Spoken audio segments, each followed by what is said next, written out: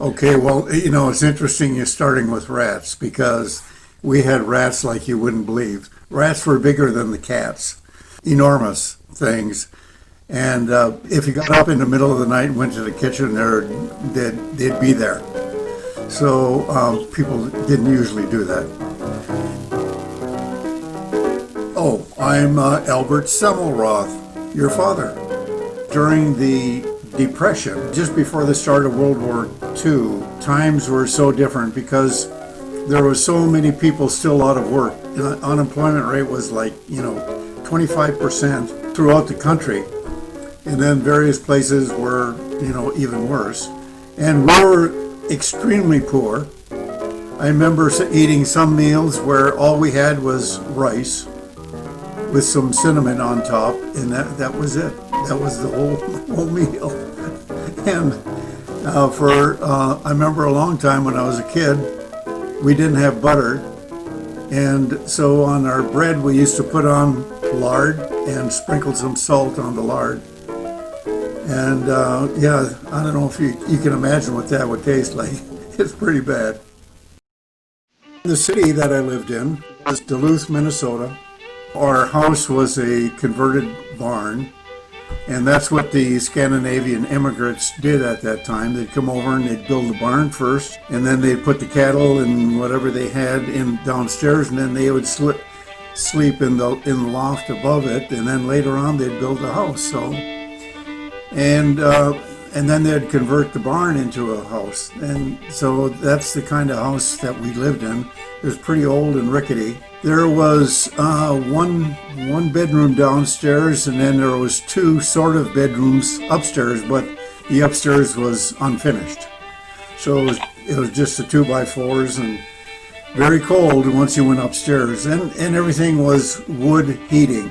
Everything was heated by box stove, and the kitchen, it was a wood stove that my mother had to cook on. When I think back on the fantastic food that she made, and all at the same time making sure that the fire keeps going. You have to feed the fire to the certain temperature of what you want for whatever it is you're cooking. For my main task was cutting wood, and I would chop the wood and make it into kindling for the stove.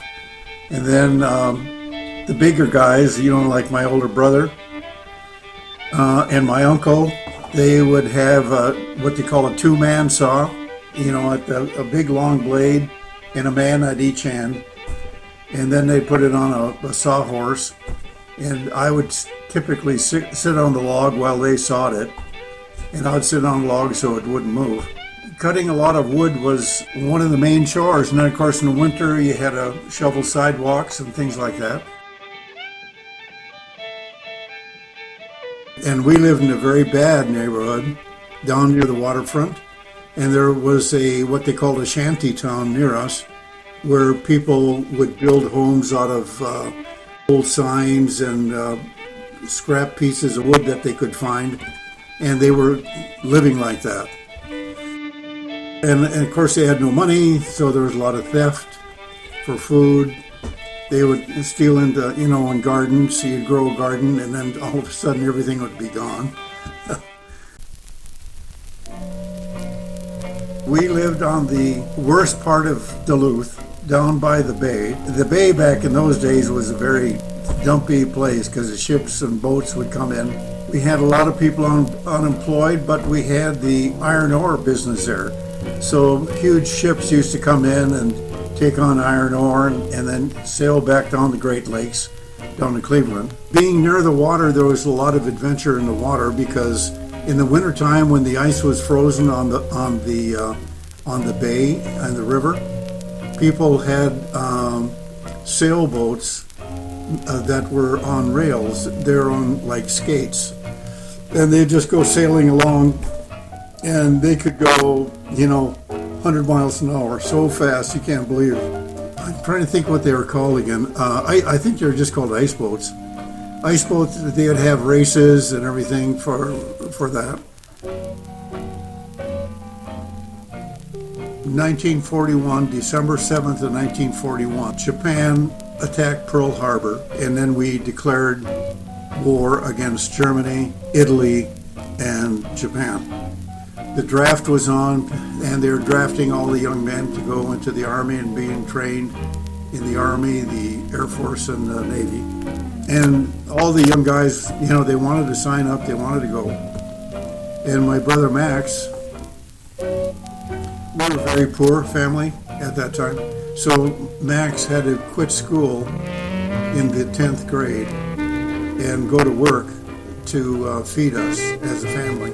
And after the war started, he saw that he could join the Navy and make the same amount of money that he was working in a box factory. And so he saw that he could earn the same amount of money and be in the Navy, which is what he wanted to do. Everybody wanted to do it. But my mother said, no, you're going to get killed. We don't want you to go. And you got to stay home. You got to help save the family and so on and so forth. And I remember hearing that argument over and over again. And finally, Max convinced my mother that he should go, and he joined the Navy.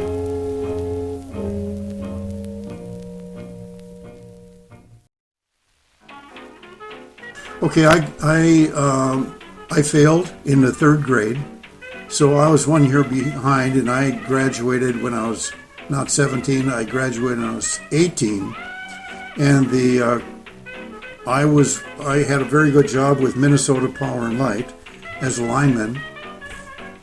And then I saw that I was going to get drafted into the Korean War, and the Korean War started about 1950. At any rate, I saw I was going to get drafted and go into the Army, and I didn't want to go into the Army because all my older brothers had all been in the Navy in World War II, and I wanted to do the Navy too, so I went and joined the Navy. I joined the Navy Reserve, knowing that I would be activated, so mostly I was in Virginia, sometimes California, and then sometimes aboard ship. And then when we were aboard ship, we did some really interesting places. We'd go on maneuvers, train for the war. A bunch of sailors in our uniforms walking along the streets of Caracas, Venezuela. And some people up in the windows, up on the second floor, said, "Hey, sailors, come on up and I'll buy you a drink." And so we came up, and it was called the American Club of Caracas. And it was a bunch of petroleum engineers and geologists, and they were telling us how much money they were making, and it was really good. They really liked being in Venezuela and everything. And I said, God, that's what I want to do when I get out of the Navy, So a year later, I did get out of the Navy finally and decided I wanted to go to college. And in my family, I was the first one, even though I was the youngest, I was the first one to go to college because, before this we had no money, but I could go to college under the GI Bill, so they paid part of the bills. And that was a very interesting place in my life. I didn't realize it at the time, but it was actually the turning point in my life. But then I started looking at the various occupations, and I said, geology, yeah, that's what I want to do. And then I'll be able to get that job I want overseas. And I thought I'd be going back to South America. Well, it turns out I didn't go. Instead, I went to Africa and in Algeria during the Algerian-French War. My first year, I spent it in the Sahara Desert with no vacation, and it was pretty bad. So I guess what I'm trying to say, life itself then was an adventure. Just to be alive in those times was very, very different. So, what was the question?